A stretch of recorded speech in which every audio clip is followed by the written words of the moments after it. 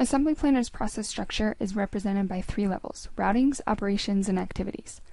Oftentimes, if you're using an ERP system, data is captured at the routing and operation level, but not necessarily at the activity level. These activity details are important to ensure accurate time rollups for each operation and routing, as well as creating efficient line balances, generating standard work instructions, and managing quality documents, among other things. You can think of this 3-level structure similar to a bill of material or family tree. In a bill of material, you have the top-level parent part that encompasses all parts used in a product assembly. Then you have its children, sub-assemblies perhaps, and each child may have children of its own. The same goes for processes. You have a routing, which represents all processes performed on an assembly line or machining route. Within a routing are multiple operations or groups of work.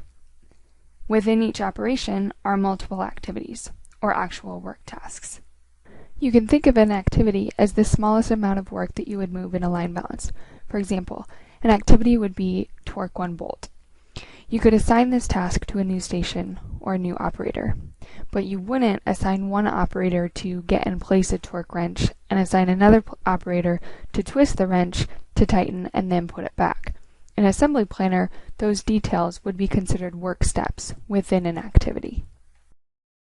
In Assembly Planner, I can create a new routing by right-clicking and selecting Add New. I'll name the routing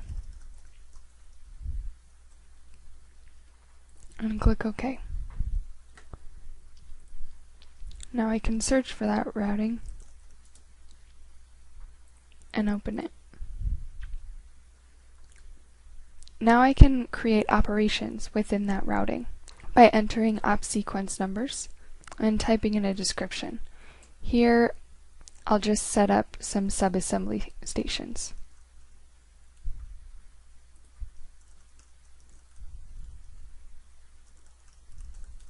Okay, and once I save, that operation is created in the system. Now I can double click on the row header of one of these operations to open up its details. Here I can add new activities to the operation by again entering an act sequence number and a description for each.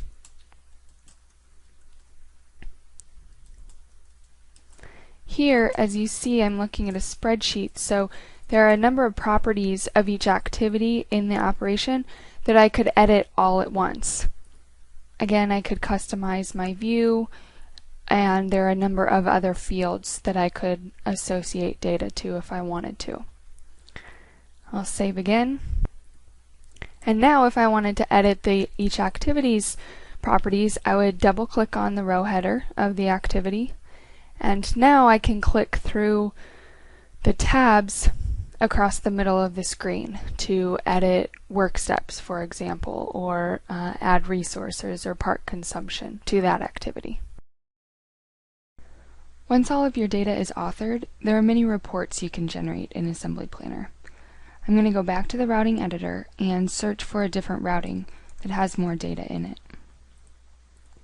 Now I can go to the Reports menu and run a number of different reports. I'll choose the Process Details report, and here I could filter out information if I didn't want to see all of the resources or part consumption, but for now I'll show everything.